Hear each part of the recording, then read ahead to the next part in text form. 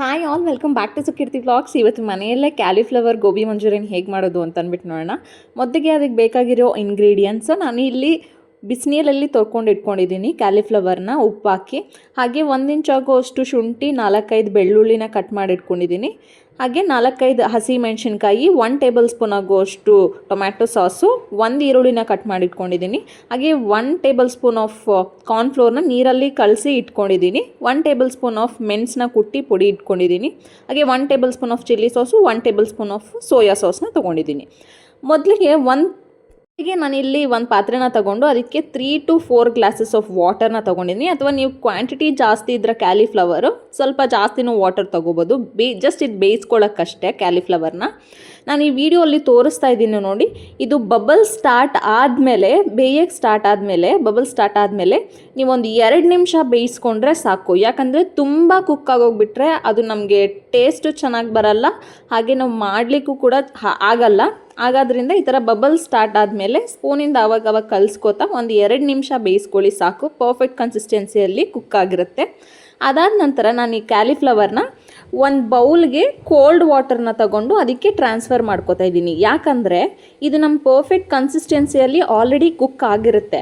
ನಾವು ಬಿಸಿಯಾಗಿ ಹಾಗೆ ಬಿಡೋದ್ರಿಂದ ಅದಿನ್ನೂ ತುಂಬ ಕುಕ್ ಆಗೋಗ್ಬಿಡುತ್ತೆ. ಹಾಗೆ ಬಿಸಿ ನೀರಲ್ಲೇ ಬಿಟ್ಟರೆ ಅಥವಾ ಅದನ್ನು ಇನ್ನೊಂದು ಬೌಲ್ಗೆ ಟ್ರಾನ್ಸ್ಫರ್ ಮಾಡಿಕೊಂಡ್ರೂ ಆಲ್ರೆಡಿ ಬಿಸಿ ಇರೋದ್ರಿಂದ ತುಂಬ ಕುಕ್ ಆಗೋಗ್ಬಿಡುತ್ತೆ. ಹಾಗಾಗಿ ನಾವಿಲ್ಲಿ ಒಂದು ಬೌಲ್ಗೆ ಕೋಲ್ಡ್ ವಾಟರ್ ಹಾಕ್ಕೊಂಡು ಅದರಲ್ಲಿ ಹಾಕ್ಕೋಬೇಕು ಕ್ಯಾಲಿಫ್ಲವರ್ನ.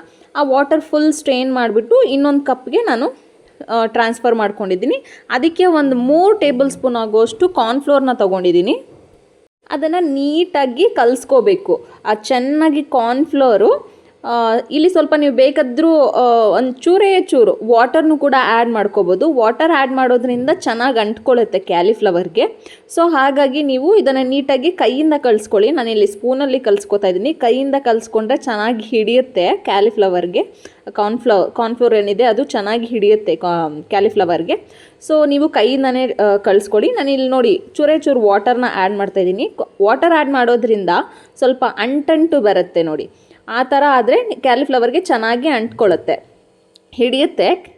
ಸೊ ಹಾಗೆ ಒಂಚೂರು ವಾಟರ್ನ ಕಲಿಸ್ಕೊಂಡು ಚೆನ್ನಾಗಿ ಕೈಯಲ್ಲಿ ಮಿಕ್ಸ್ ಮಾಡಿಕೊಂಡು ಅದೊಂದು ಮ್ಯಾರಿನೇಟ್ ಆಗೋಕ್ಕೆ ಒಂದು 5 ನಿಮಿಷ ಪಕ್ಕಕ್ಕಿಟ್ಟರೆ ಚೆನ್ನಾಗಿ ಪರ್ಫೆಕ್ಟ್ ಕನ್ಸಿಸ್ಟೆನ್ಸಿಯಲ್ಲಿ ಚೆನ್ನಾಗಿ ಹಿಡ್ಕೊಂಡಿರುತ್ತೆ ಕಾರ್ನ್ಫ್ಲೋರ್ ಎಲ್ಲ ಕ್ಯಾಲಿಫ್ಲವರ್ಗೆ. ಸೊ ಅದಾದ ನಂತರ ಒಂದು ಬಾಣಲಿಗೆ ಎಣ್ಣೆನ ಹಾಕಿಟ್ಕೊಳ್ಳಿ. ನೀವಿಲ್ಲಿ ತುಂಬ ಆಯಿಲ್ನೇನು ತೊಗೊಳಕ್ಕೆ ಹೋಗಬೇಡಿ, ಸ್ವಲ್ಪ ತೊಗೊಳ್ಳಿ ಸಾಕು. ಅದಾದ ನಂತರ ನಾನು ತಗೊಂಡಿರೋ ಕ್ವಾಂಟಿಟಿಗೆ ಒಂದು 2 ಸಲ ಹಾಕ್ಕೋಬೇಕು. ನೀವು ಸ್ವಲ್ಪ ಕ್ವಾಂಟಿಟಿಯಲ್ಲಿ ತೊಗೊಂಡ್ರೆ ನೀವು ಒಂದೇ ಸಲಕ್ಕೆ ಎಲ್ಲನೂ ಹಾಕ್ಬೋದು. ನಾನು ತೊಗೊಂಡಿರೋ ಕ್ವಾಂಟಿಟಿಗೆ ಇಲ್ಲಿ 2 ಸಲ ಹಾಕ್ಕೋಬೇಕು. ಹಾಗಾಗಿ ಹಾಫ್ ಡಿವೈಡ್ ಮಾಡಿ ಹಾಕೋತಾ ಇದ್ದೀನಿ.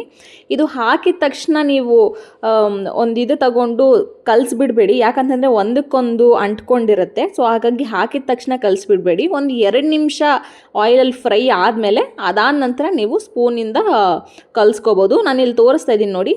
ಲೈಟಿಶ್ ಬ್ರೌನ್ ಕಲರ್ ಬರೋವರೆಗೂ ನೀವು ಫ್ರೈ ಮಾಡ್ಕೋಬೇಕು. ಅದಾದ ನಂತರ ನಾನು ಇನ್ನೊಂದು ಬೌಲ್ಗೆ ಟ್ರಾನ್ಸ್ಫರ್ ಮಾಡ್ಕೋತಾ ಇದ್ದೀನಿ. ಇನ್ನೊಂದು ಬೌಲ್ಗೆ ಟ್ರಾನ್ಸ್ಫರ್ ಮಾಡಿಕೊಂಡು ನಾನಿಲ್ಲಿ ಆ ಮಿಕ್ಕಿರೋ ಹಾಫ್ ಏನು ಡಿವೈಡ್ ಮಾಡಿದ್ದೆ ಅದನ್ನು ಕೂಡ ಹಾಕ್ಕೊಂಡು ಇಟ್ಕೊಂಡಿದ್ದೀನಿ. ಅದಾದ ನಂತರ ಇನ್ನೊಂದು ಬಾಣಲಿನ ತೊಗೊಂಡು ಅದಕ್ಕೆ ಒಂದು 2 ಟೇಬಲ್ ಸ್ಪೂನ್ ಆಗುವಷ್ಟು ಆಯಿಲ್ನ ತೊಗೊಳ್ಳಿ. ಅದಕ್ಕೆ ಕಟ್ ಮಾಡಿ ಇಟ್ಕೊಂಡಿರ್ತೀವಲ್ಲ ಈರುಳ್ಳಿನ, ಅದನ್ನು ಕೂಡ ಆ್ಯಡ್ ಮಾಡಿಕೊಂಡು ಇದು ಟ್ರಾನ್ಸ್ಪರೆಂಟ್ ಆಗೋವರೆಗೂ, ಹಸಿ ವಾಸನೆ ಹೋಗೋವರೆಗೂ ಚೆನ್ನಾಗಿ ಫ್ರೈ ಮಾಡ್ಕೊಳ್ಳಿ ಆಯಿಲಲ್ಲಿ ಈರುಳ್ಳಿನ. ಇಲ್ಲಿ ತೋರಿಸ್ತಾ ಇದ್ದೀನಿ ನೋಡಿ. ಆ ಕನ್ಸಿಸ್ಟೆನ್ಸಿಗೆ ಬರೋವರೆಗೂ ನಿಮ್ಗೆ ಗೊತ್ತಾಗುತ್ತೆ, ಟ್ರಾನ್ಸ್ಪರೆನ್ಸಿ ಆಗೋ ಅಷ್ಟರಲ್ಲಿ ಗೊತ್ತಾಗುತ್ತೆ ನಿಮಗೆ. ಹಾಗೆ ನಾನು ಕಟ್ ಮಾಡ್ಕೊಂಡಿರೋ ಚಿಲ್ಲಿನೂ ಕೂಡ ಆ್ಯಡ್ ಮಾಡ್ಕೋತಾ ಇದ್ದೀನಿ, ಮೆಣಸಿನ್ಕಾಯಿನೂ ಆ್ಯಡ್ ಮಾಡ್ಕೋತಾ ಇದ್ದೀನಿ. ಇದು ಕೂಡ ಅಷ್ಟೇ ಒಂದು ಅರ್ಧ ನಿಮಿಷ ಬೇಯಿಸ್ಕೊಂಡ್ರೆ ಸರೋಗುತ್ತೆ. ಅದಾದ ನಂತರ ಕಟ್ ಮಾಡ್ಕೊಂಡಿರೋ ಬೆಳ್ಳುಳ್ಳಿ ಹಾಗೆ 1 ಇಂಚ್ ಆಗೋಷ್ಟು ಶುಂಠಿನೂ ಕೂಡ ತೊಗೊಂಡು ಅದು ಕೂಡ ಹಸಿ ವಾಸನೆ ಹೋಗೋವರೆಗೂ ಚೆನ್ನಾಗಿ ಬೇಯಿಸ್ಕೊತಾ ಇದ್ದೀನಿ. ಅದಾದ ನಂತರ ನಾವಿಲ್ಲಿ ಫುಲ್ ಪ್ರೋಸೆಸ್ನ ಹೈ ಫ್ಲೇಮಿಂದ ಮಾಡೋದ್ರಿಂದ ನೀವು ಎಲ್ಲ ಹತ್ರ ಹಿಡ್ಕೊಂಡು ಮಾಡಿಕೊಂಡ್ರೆ ತುಂಬ ಒಳ್ಳೆಯದು. ನಾನಿಲ್ಲಿ ಹಾಗೆ ಟೊಮ್ಯಾಟೊ ಸಾಸ್ನ 1 ಟೇಬಲ್ ಸ್ಪೂನ್ ಆ್ಯಡ್ ಮಾಡ್ಕೋತಾ ಇದ್ದೀನಿ. ಹಾಗೆ 1 ಟೇಬಲ್ ಸ್ಪೂನ್ ಆಗೋಷ್ಟು ಚಿಲ್ಲಿ ಸಾಸ್ನ ಆ್ಯಡ್ ಮಾಡ್ಕೋತಾ ಇದ್ದೀನಿ. ಹಾಗೆ 1 ಟೇಬಲ್ ಸ್ಪೂನ್ ಆಗೋಷ್ಟು ಸೋಯಾ ಸಾಸ್ನು ಕೂಡ ಆ್ಯಡ್ ಮಾಡ್ಕೋತಾ ಇದ್ದೀನಿ. ಈ 3 ಹಾಕ್ಕೊಂಡು ಈ 3 ಹಾಕಿದ ತಕ್ಷಣ ನಾವು ಮಿಕ್ಸ್ ಮಾಡ್ತಿದ್ರೆ ಸ್ವಲ್ಪ ಗಟ್ಟಿ ಕನ್ಸಿಸ್ಟೆನ್ಸಿಗೆ ಬರುತ್ತೆ. ನೀವು ನೋಡ್ತಿರ್ಬೋದು ಈ ವಿಡಿಯೋಲಿ ಗಟ್ಟಿ ಕನ್ಸಿಸ್ಟೆನ್ಸಿಗೆ ಬರುತ್ತೆ. ಸೊ ಹಾಗಾಗಿ ಒಂದು ನಿಮಿಷ ಅದು ಸಾಸಸ್ ಎಲ್ಲ ಹಾಕಿರ್ತೀವಲ್ಲ, ಸೊ 1 ನಿಮಿಷ ಆ ಗಟ್ಟಿ ಕನ್ಸಿಸ್ಟೆನ್ಸಿಯಲ್ಲೇ ನೀವು ಸ್ಪೂನಿಂದ ಫ್ರೈ ಮಾಡಿಕೊಂಡು ಅದಾದ ನಂತರ ನಾನಿಲ್ಲಿ ಮೆಣಸು ಕುಟ್ಟಿಡ್ಕೊಂಡಿದ್ವಲ್ಲ ಅದೊಂದು ಅರ್ಧ ಟೇಬಲ್ ಸ್ಪೂನ್ ಹಾಕ್ತಿದ್ದೀನಿ. ತುಂಬ ಹಾಕೋಕ್ಕೆ ಹೋಗ್ಬಿಡಿ, ಇದು ಖಾರ ತುಂಬ ಬಂದುಬಿಡುತ್ತೆ. ಸೊ ಹಾಗಾಗಿ ಒಂದು ಅರ್ಧ, ನಿಮ್ಮ ಕ್ವಾಂಟಿಟಿ ಏನಾದರೂ ಜಾಸ್ತಿ ಇದ್ದರೆ ನೀವು ಹಾಕೋಬೋದು, 1 ಟೇಬಲ್ ಸ್ಪೂನ್ ಹಾಕ್ಕೋಬೋದು. ನಾನಿಲ್ಲಿ ಅರ್ಧ ಟೇಬಲ್ ಸ್ಪೂನ್ ಆ್ಯಡ್ ಮಾಡ್ತಾಯಿದ್ದೀನಿ. ಹಾಗೆ ಕಾರ್ನ್ಫ್ಲೋರ್ ನೀರಲ್ಲಿ ಮಿಕ್ಸ್ ಮಾಡ್ಕೊಂಡಿದ್ವಲ್ಲ, 1 ಟೇಬಲ್ ಸ್ಪೂನ್ ಆಫ್ ಕಾರ್ನ್ಫ್ಲೋರ್ನ ನಾನು ಒಂದು ಸ್ವಲ್ಪ ನೀರಲ್ಲಿ ಮಿಕ್ಸ್ ಮಾಡಿಕೊಂಡು ಇಟ್ಕೊಂಡಿದ್ದೀನಿ.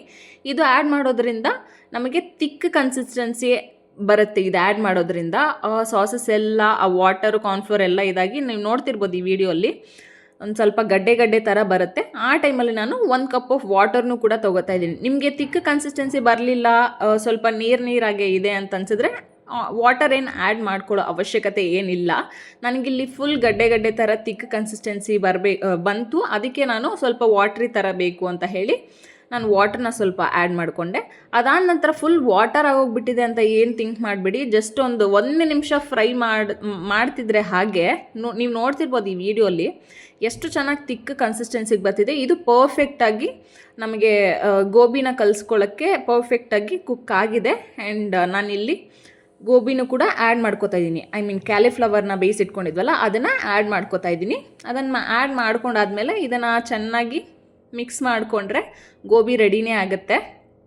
ಹಾಗೆ ನೀವು ಇದಕ್ಕೆ ಸ್ಪ್ರಿಂಗ್ ಆನಿಯನ್ಸ್ ಇರುತ್ತಲ್ಲ ಅದನ್ನು ಕೂಡ ಆ್ಯಡ್ ಮಾಡಿಕೊಂಡ್ರೆ ತುಂಬ ಚೆನ್ನಾಗಿರುತ್ತೆ, ತಿನ್ನಲಿಕ್ಕೆ ತುಂಬ ಟೇಸ್ಟಾಗೂ ಇರುತ್ತೆ.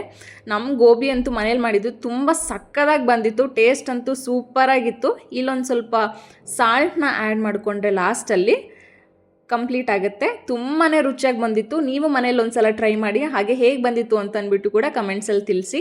ಈ ವಿಡಿಯೋನಾದ್ರೆ ನಿಮ್ಗೇನು ಇಷ್ಟ ಆಗಿದ್ರೆ ಪ್ಲೀಸ್ ಒಂದು ಲೈಕ್ ಮಾಡಿ, ಹಾಗೆ ಸಬ್ಸ್ಕ್ರೈಬ್ ಮಾಡ್ಕೊಳ್ಳಿ.